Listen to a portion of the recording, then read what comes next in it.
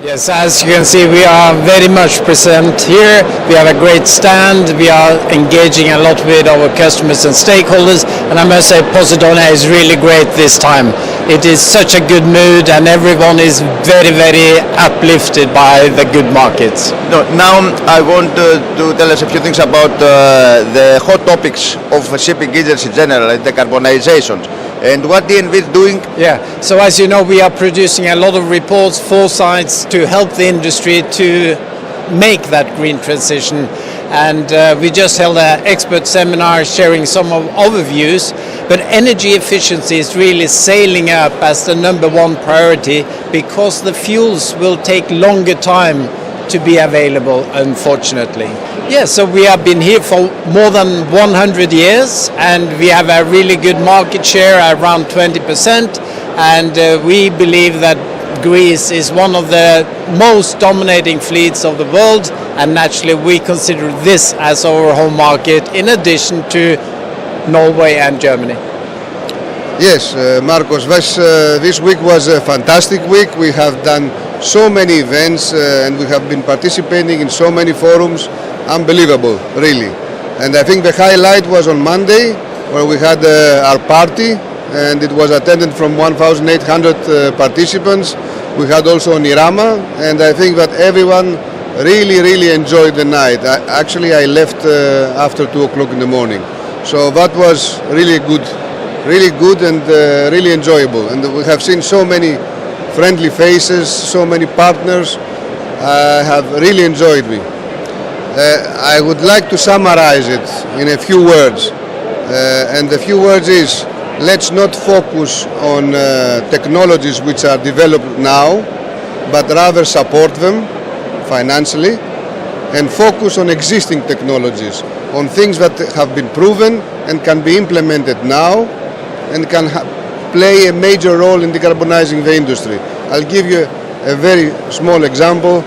Why don't we manage to tell the vessels to arrive on time? Okay. Just imagine how much emissions we will save if vessels are running on lower speed and arriving on time. That would be great for the whole humanity.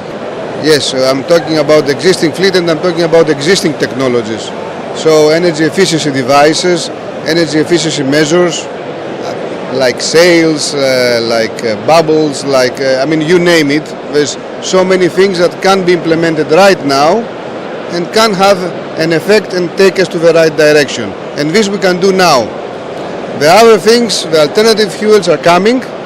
We need to support the research and the development, but this is something which is coming in the future and it's not right now applicable. And a few words about the Greek office of DNV.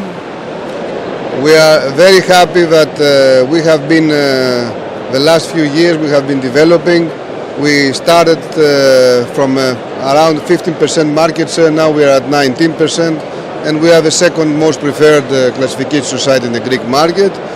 Not that we want to go to #1, we want to be the leading one, and we want to be the preferred one and the most professional one.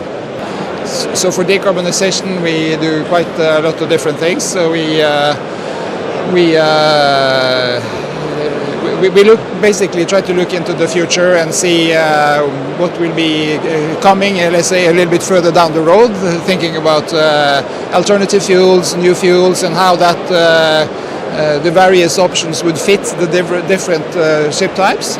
And of course, realizing the fact that some of the technologies and some of the fuel availability may be more challenging and scarce in the short term, we also are focusing now quite a lot on what the industry and shipping can do right now to actually move let's say, in the direction that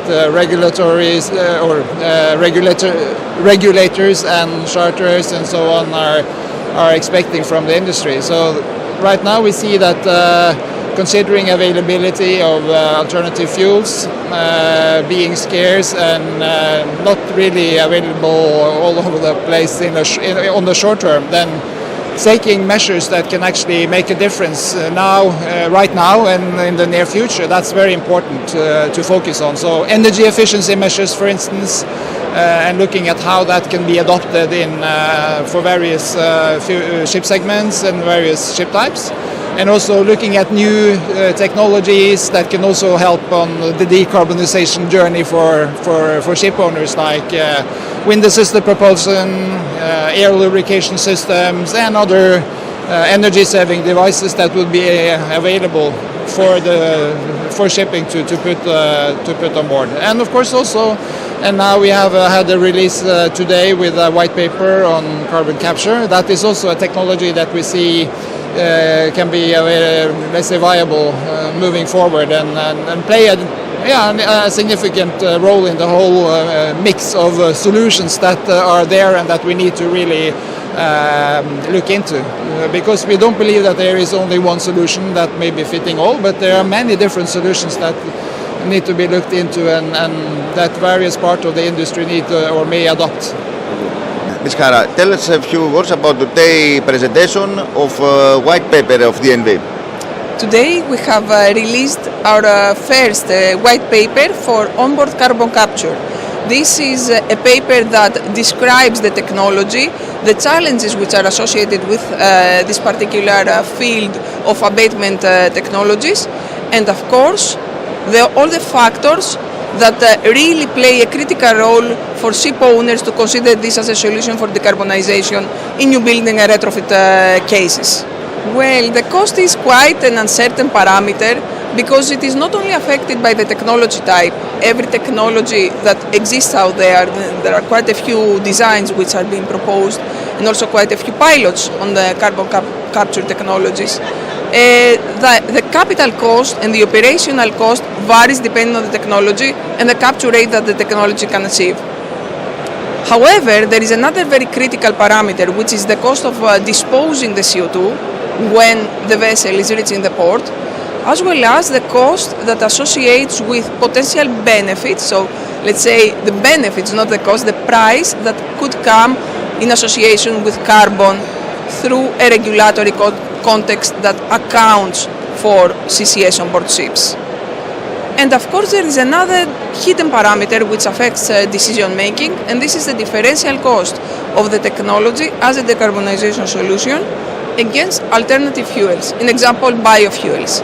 So all this creates in a commercial stage a quite uncertain environment for making decisions around carbon capture nowadays. Practical factor in the existing fleet or the existing fleet. Exactly. So in existing fleet, like in example for retrofit carbon capture technologies, the critical factors to consider is actually the type of the technology and how the technology interacts with the existing machinery. Not all technologies fit all case studies. Every case is different. Every machinery system of the vessel allows for a particular available energy on board to be consumed in order to capture CO2. And of course, operation also matters. In example, how close a vessel could be in the future on a terminal that can receive CO2. So in a nutshell, another critical factor that is very important to mention is the development of the carbon capture, utilization and sequestration value chain. And this is what we described in the paper. Okay, thank you very much.